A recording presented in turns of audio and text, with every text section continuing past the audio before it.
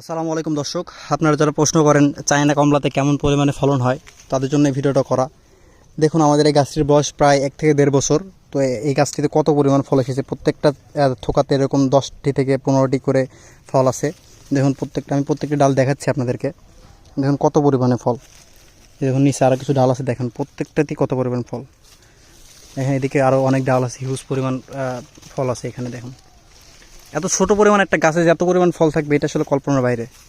তো এই চারাগুলো আমাদের কাছে প্রচুর পরিমাণে হিউজ পরিমাণে স্টক আছে। তো আপনারা নিতে চাইলে খুব দ্রুত আমাদের স্ক্রিনে দেওয়া নাম্বারে যোগাযোগ করুন, অথবা আমাদের সাথে মেসেঞ্জারে যোগাযোগ করতে পারেন। ধন্যবাদ।